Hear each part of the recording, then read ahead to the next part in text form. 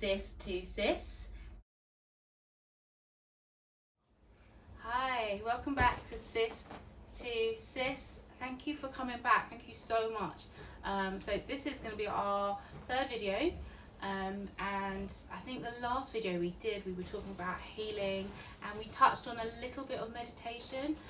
So this is going to be our third video, and today we're going to talk about 10 ways to protect your vibration, or as some would call it, energy, or your spirit. We're also gonna hopefully give you just a few little tips on how to then raise that same vibration and energy. It's all about sort of loving yourself and loving others, really. Yeah, so basically we often share things that we see on the internet, certain memes, certain uplifting posts. Charlie came across 10 ways to protect your energy. So we kind of written them down. I'm going to just put it up here so you can refer to that as we go along. We'll also put it in our link, or put it up on the screen once we've edited our video. So we're literally just going to go through the 10 things. And I just want to say, we talk a lot with our hands, both of us. Animated. We're very animated. We also do a lot of signing in both of our jobs and our careers. So we sign as part of our communication. So I hope you're okay with that, because you'll see us throwing our hands around a lot. If not, we will maybe start to try and sit on our hands if it becomes we won't too do much, that, because and hope it doesn't distract from anything. Yes. Okay, so we'll start off with the first one is to let go of things that you can't control. I don't know if you want to start. Which is pretty self-explanatory. Obviously, there are always going to be things that happen to you in life. Things are always going to be thrown at you. However, there sort of needs to be a divide about the things you can control and the things you can't control. Obviously, if you put energy into the things that you can control, there'll be less of those things to then worry about. Definitely, I think something that our granddad has always said, my husband always says, if no one's gonna remember it in 5 years, don't give more than 5 minutes thought to it. And then, like, my granddad used to say the same, kind of a similar thing. And my mum and my aunt, they always used to recite the Serenity Prayer to us, which is basically the same thing, saying, like, give me the strength to let go of the things I can't control, and sort of like the strength or something to deal with the things that I can to master the things that along I those can. lines. So you keep obviously, as Charlie said, there's going to be things in life which you don't have control over, and you've got to have an inner peace. And that's where things like meditation help, because it always keeps you on a grounding. But we'll cover that bit a bit later. But really, if there are things outside of you can't do anything about, there's things to do with your health that really you can try to improve, but at the present time, the time you're in, you can't really worry about it. Worrying does nothing for anyone. No, it actually adds probably to the stress or insomnia or anything that you may be dealing with. If it's headaches, anything, it tends to bog you down more the more you worry. Yeah, anyway. Focusing on any one thing gives it life. Yes. So don't give things life if they don't need it, basically. That's number one in protecting your energy. What's number two, child? Number two is avoid comparing yourself to others. I don't think that you should ever... Healthy competition, first of all, is okay. But I think if you go through life always comparing how your life looks to others via social media, by what you may see in person, what people drive, what people wear, where they may holiday, things like that, just what even people may do in their careers. Yes, you can use them as sort of a bar for aspiration. Yeah, definitely. But do not get into the part where you're so bogged down that you kind of start to depress yourself, that your life isn't on par or alongside. Definitely, I think social media will play a mega part in that, and I don't even think it's our generation. I think maybe the generations below us will really feel the pressure of comparing themselves to other people's lifestyles. And it's really important to remember that people portray what they want to portray. People post the good, they don't post the bad. You're not going to post the bad parts of your life. So I think even for myself, before we did this, I was trying to take a detox from social media, because you do not realize how much affects you until you withdraw yourself from watching. And you're not watching in an envious type of way, No. or coveting anyone's assets or family life or whatever, but you subconsciously, you're taking in all these images which leads you to compare, what do I look like, you know, what's my hair like, what's my skin but like. even, it can also even put you in debt, trying to live up to a certain standard. Definitely. Just to kind of fit in with the Joneses. Yeah. You know, you could go and get a car that you can't necessarily afford, or you might try and sort of invest in a bigger house that... Don't hang your basket too high. Basically. You know, don't do it because it's detrimental. Yeah, And to your mental health, Mhm. to your financial health, which then is a knock-on effect for your actual physical health. So it's all about being happy and grateful and humble for what where you you have. are, whilst working towards Exactly, what you want. Yeah. because the key is anyway, the more grateful you are and the more humble you are, the more likely you are to be blessed with more. You cannot be blessed with more if you're not already grateful for what you have. Of course not. Thank you, Charles. But number 3 would be to keep your faith larger than your fear. Now that doesn't mean one specific faith. It could be a belief system, it could be an actual religion, it could be a cultural belief system. Whatever you draw towards to help with centering and keeping yourself and your family grounded, make sure, especially now with everything that's going on, make sure that core, that grounding and that center is stronger than anything else that you're seeing, anything else that you're seeing on the news, in and around you. Obviously, there's a lot of information going on out there about the masks, about even the potential of maybe a further lockdown. Last night there was discussions about certain parts of England going back into lockdown. Obviously, a lot of people thought we were coming out of whatever wave this is. So there's that potential. Going to bed last night, is it going to reach down south of England? So yeah, there's all those sort of things. So yeah, you need to, I think it goes back to the other one. There's always going to be things that come at you in life, whether it's grief, loss, all these sorts of things. So you have to make sure you have a core that you can come back to. I agree. Yeah. I think there's being informed and there's feeding your fear. Yes. There's being informed so you can make positive choices and informed decisions about your own health, what's going to happen to you.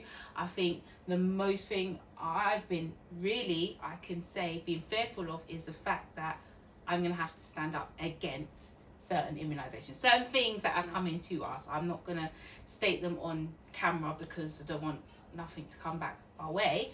But, you know, certain things other celebrities are speaking out against right now. Yes. And other people are anti, you know, and obviously people want to do things to us. So I'm kind of fearful of when that point comes for me to have to say, stand up. But I turn my fear back into my faith and say, I'm standing in what I believe. And this is what I believe. So when that time comes, I'm standing on my belief. I'm going to say it with my chest. Basically, it's not a fear now because I've learned to turn that fear and flip it back into strength for me to be able to go forward. So live in your faith and not your fear. I can relate that as well. Like when I was younger, sometimes having the fear of like losing loved ones and things like that, and that being a fear. Actually, when you have children, you know, things cross your mind as they're growing up and as you're bonding more and more with them, the more you're with them. But I turn that fear back into faith and back into whatever quality we have now. Living in this moment is what counts, because you can't control anything. You actually can't control anything. So, you know, you pray about things, but you have faith and you move forward, and you can't live in fear. It destroys you. It's the quickest way to get ill health. Yeah, most definitely. I think obviously growing up, having different perspectives, even when we were younger, I think it's probably a little bit weird to say, but I was probably a little bit more comfortable with the cycle of life and the process of life. Our dad would often go to many, what they call in the Jamaican culture, dead house, i.e. the house of the person that's passed away. Many days leading up to the 9th night, again something in Caribbean tradition, the 9th night when we sort of celebrate the life and sort of wave goodbye to the spirit of the person that's passed. My dad would take me more often than you. I wasn't She going. would never go. Basically, I didn't even go to a funeral until I was grown. I went to so many of these homes and so many of these funerals that it caused me to question very early on the cycle of life. We also lost a family member when we were very young. We were forced to deal with grief very early and have those questions. Silly as it sounds as well, I always liked the film My Girl as a child, which again was about that cycle of life. How do you come to terms with a friend or someone your age that's not old, that's not ill, but that can happen.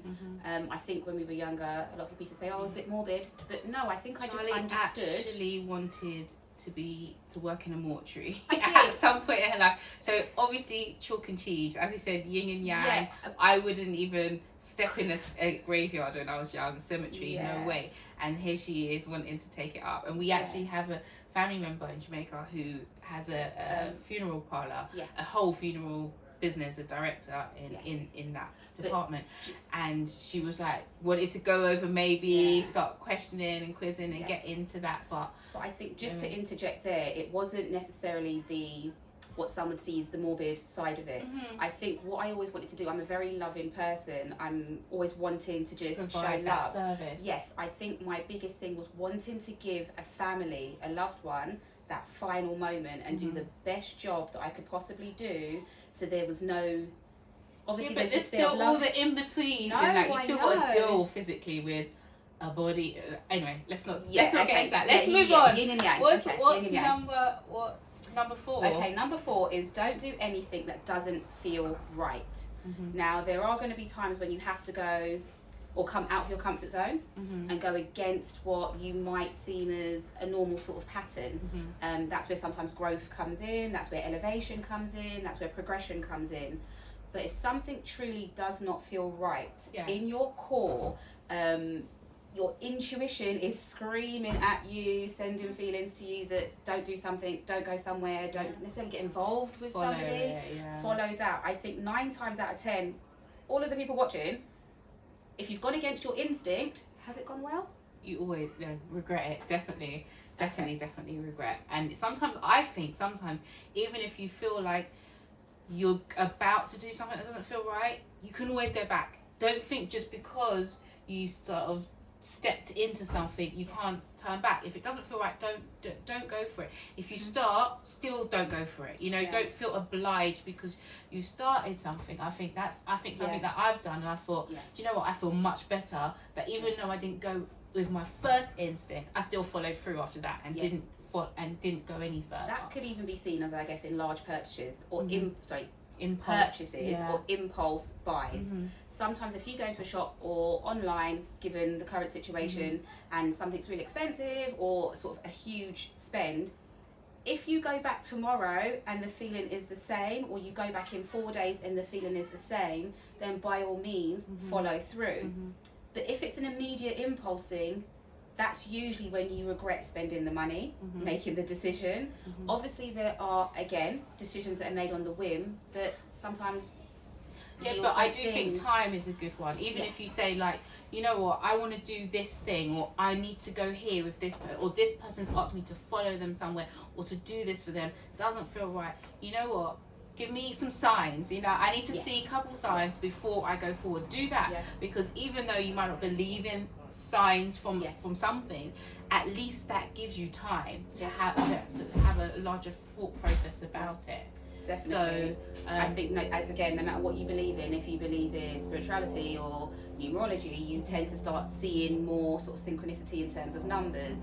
If you are sort of more faith-based, you may sort of have messages or sort of prayer I don't believe in the word coincidence, but yes, signs and symbols as to which way it's supposed to be going. Definitely. They are definitely signs that come to guide you or give you confirmation, just to let you know you are either doing the right thing or about to sort of go on the right path. But follow what yourself, if you believe it's yourself, or your higher being, if you believe it's that, follow that, because it doesn't fail. It always... Basically, we're not saying don't take up opportunities that may be very sort of fruitful for you. What we're saying is give it just a little bit more thought before running. Sometimes walk, sometimes crawl, but do not run necessarily.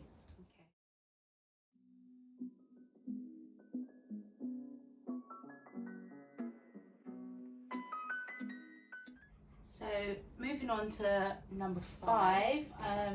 Number 5 of the 10 ways to protect your energy is don't be afraid to spend time alone. Do you want to go first on that one? Yes. If you can become comfortable with spending time alone, I think you are less likely to rush into sort of spending time with others that potentially may not even be good for yourself or your energy. I think once you are comfortable, whether it's through meditation, reading, just relaxation, just quiet time, being at home alone, sitting in the park alone, all these things will strengthen your love for yourself, which then in turn would, when it becomes sort of looking outside of yourself for companions, for friendships, you're less likely to join yourself with things that aren't good for you, because you'll be so strong in who you are, again, your higher self and your love for yourself, that you won't necessarily want to engage in things that aren't good for you. I totally agree with that one. I think for a long time, people were filling their time, bombarded with media, with family, with even though it's good to be with family, you do need that time. You need time to be able to receive messages as well, to interpretate your thoughts, and it's good to have thoughts, you know, to work through why you thinking certain things, why are you feeling so, not over analysing, but actually spending time in reflection, and depending on what your faith is as well, it's a good time to practice and strengthen you in that way. And as you said, you don't want to rush in and give people not your true authentic self. You want to be exactly who you are and know who that person is before you can offer it to anyone else. Comfortable with who you are and what you have to bring to the table, i.e. you cannot be sort of out there looking for unconditional love when actually you're coming with a bag full of conditions. That may be your self-esteem issues, your self-confidence issues, your body type issues, all of these issues.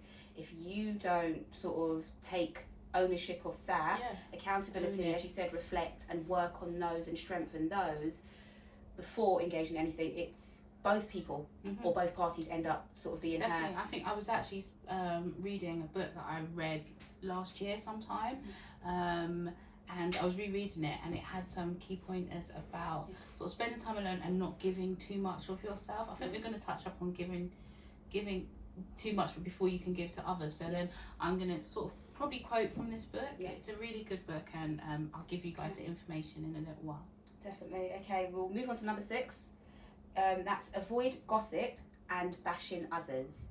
I think with social media, with just sort of human nature, I think sometimes there are many who sort of, I wouldn't say take joy, but sort of I think it's easy to, because it's very easy to comment on things, because there's always an option to comment, as there is on these videos. If you don't like something, you feel you can comment, but growing up, the saying goes, if you ain't got nothing nice to say, don't say nothing at all, because it's not worth damaging someone else. If it's positive, constructive criticism, that's one thing, but don't waste time talking about others. Focus on you. Honestly, there's so much self and personal development to be had with anyone. There's always a next level up, or a next level round, to not waste time focusing on what other people are not doing. Do you. So in real life, don't try not to engage in gossip, and on platforms, try not to troll people. For the sake of mental health, for the sake of not bullying, obviously. For the sake of being nice. Hello. Let's like a few months ago, we had the death of Caroline Flack, a well-known figure. Her mental health deteriorated. She had a lot of sort of negative things thrown at her, and then the moment she passed away, it was all Caroline Flack, a lot of positive things. So it's always about watching how your comments, how your conversations, if in front of the person, behind that person's back, how will that affect that person? And for the love of humanity, we're trying to build each other up and not tear each other down. Exactly. As they say, united we stand, divided we fall. So if we're tearing each other apart and we're gossiping about one another, it's not really going to work for us to be building a better future for us and our children. As well with queens, I know hopefully we get some kings watching too, but with queens, we need to raise each other up. This is a time where people are basically throwing stones at us from every direction, and this is why as well we started this platform, why we came here, because we need to raise each other up. We need not this negative energy that's out there about people of our race, people of our background, that is all very negative, and we bash each other, and all the negative images that are showing, you know, like they don't show positive. No, they do, but it's not so many. The negative really outweighs the positive. So let's try and raise up the positive, especially when it comes to us and how our children see us, how our men folk see us. Let's do this. Definitely, if we can strengthen queens and kings, as you said, we are raising the future kings and queens. We are raising people's husbands and wives and partners, and so we have to make sure that we are raising up each other in strength so we can build a better future generation. And I think we've actually covered number 7, which is to speak kindly of yourself and to others. So basically that's what we've spoken about. But I think that we can also talk about affirmations, sort of when you wake up, you know, going through a few affirmations, strengthen yourself, telling yourself that you love yourself, looking in the mirror, deep within your eyes while you're doing your makeup, your hair, if you do your makeup, all these things, getting showered, even your creaming routine after you've bathed, all of this, pour love, you know, cream yourself, put your music on, sing, dance. I think I did say in our second show that the song I listen to every single day is India Irie Video. It's so powerful. It makes you love yourself no matter what blemishes, marks you have on your body. It just makes you go out into the world with that much more power. Yeah, I think some people start with, as you said, daily affirmations are very good in the morning. I always start with prayer in the morning, and then I always end the day writing in my gratitude book, and that has really improved how I see things during the day, because I know that I'm going to make entries in my gratitude book. Instead of seeing things that go wrong, I always look for the grateful points within the day, and there's so much to be grateful for. When you actually start picking out the things to be grateful for, you'll realize how much you have, you know, especially in the first world countries. Like there's not much we can, there are things we can complain about, there's always stuff we can complain about, but actually when you start looking at the things you are grateful for, there's so much in abundance. So do that in the day, do it in the evening when you have you time, when you're spending time with yourself. Think about all the things you have in you and around you to be grateful for. Definitely. Yeah, and speak those affirmations into your children, into your family, your friends, your loved ones, to your husband and wife. You know, tell them how grateful you are that you spend time with me, how grateful you are that you've done this, or that you do this, or that you're like this. You know, it's really important. People need that. Definitely. I think one of my biggest things, having 3 children, is I've always tried to make sure I tell them I love them each night before going to bed. Sounds a bit corny. I tell them I love them so much throughout the day. It's just become a normal part of our conversation. Love you. Oh, love you too, Mum. It's just a thing. I think for my children, I never ever wanted them to ever feel like they weren't loved or question if they were loved. I'm not saying that I ever had to do that. I'm just saying it's just something. There's so many children out there who don't know if they're loved. That's it. And I think you can take it for granted if you've grown up in a house like we were, where you know that you're loved, that love is unconditional. You take for granted that people know that you meet someone, you start a family with someone, or you get into a relationship with someone, and you think that they're probably coming from that same place, or you don't, but not everybody is. So that's something that a lot of people have to learn as they're on their journey. And don't be afraid to learn it. Don't be afraid to do what you have to do. You know, some people need some counselling, some reflective sort of work, some sort of therapy to get to that point. But do it. It's so beneficial to who you're going to because I think going forward from that into relationships, as you said, sometimes it would be, why doesn't this person love me? And it's more a case of maybe they don't know how to love. Maybe they were never taught how to love. If you're they love in a different way. Exactly. Their idea of love is not your idea of love. And that's going back, sort of broach onto the subject of sort of understanding what background this person comes from. Not to say the parentage or things like this, but what was instilled in them? How do what were they shown in terms of appreciating the people that they love, and things like that. So speak kindly of them regardless. Be there for that journey. If you're going to commit to someone, commit to them and commit to what that means. But first and foremost, speak kindly to yourself. Speak kindly to yourself every day with love and gratitude and humility. Okay, so we've covered the first 7. We're going to move on to number 8, and that's please yourself before trying to please others, which we kind of just covered, I think, as well. Again, sort of, you know, looking after yourself, self-care, self-love. You know, as the sayings go, you cannot pour into others from an empty cup. Or thinking about an aeroplane, then you cannot, or they tell you to put on your gas mask that's before, a good analogy, or your oxygen mask, before trying to save others. you have to be in a place where you actually have the strength to offer others. You'll be no good. You'll Definitely, absolutely be no good. obviously. If you're drained, you're tired, you don't feel good about yourself. Your self-worth is not at a place where it should be. How can you possibly love or raise someone with that belief in themselves? You do have to. Some people think it's selfish. You know, I've always taken time to have a massage, go on a spa, you know, like, and some people think, how do you do that? You leave your children, whatever. One, my children are grown. Two, even when they were growing up, myself and my husband would take time to go on a little break without them. Luckily, we have a really supportive network. Our children grew up with their grandparents as well, and their lives, aunties and uncles. So we were fortunate. We never had to ask people to look after our children. People always wanted to have our children over and stuff.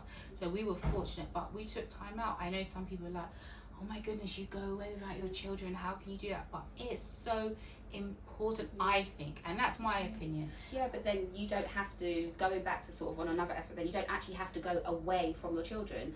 Putting on your headphones and blocking out everything that's going on while you're doing the dishes or while you're cooking. Not physically away, it's literally space for yourself. So whether it's physical space or a created sort of metaphorical space, it's just creating that space around you and in you. Because we did point up on that time, so don't be afraid to spend time alone. Definitely. And that could be you alone, that could be you alone as a family, you alone as a couple. You have all different relationships, and all those relationships need nurturing, and not even the one with yourself. And not necessarily being afraid.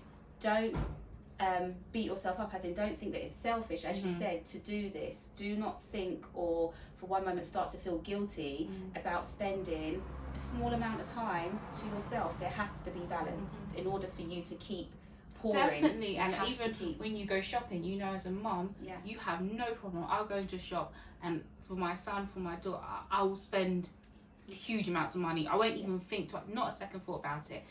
And then I'll get to a rail where I see something I really like for myself. I really, really like it, like, because I don't buy a lot, but when I see something really nice, I'll think, and I'll think about it, I'll put it down, go to another shop, come back. If it's online, I'll put it in my basket, leave it there for a couple of days if you're allowed. Some of them don't allow you to leave things in your basket.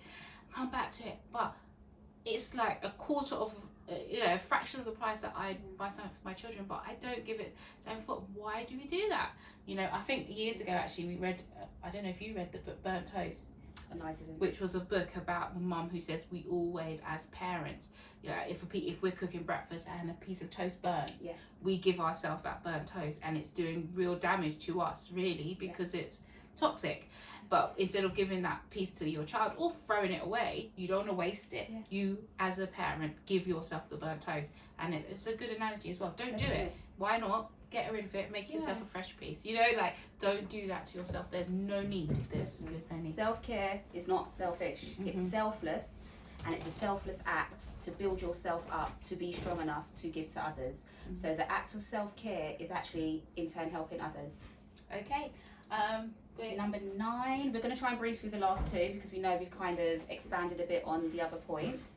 Number 9 is to stay away from people, places that drain your energy. I think that's self-explanatory. Just literally, just don't do it. Don't feel obliged. It's setting healthy boundaries, not sort of cutting people off willy-nilly, not having closure, things like this, but setting yourself healthy boundaries. If you feel like there are things that trigger sort of ill health in yourself, anxiety, anything that you can feel your body literally reacting to, is your body's way of telling you that this isn't good for you, this isn't for you. And we picked up on that point. Don't do things that don't feel right.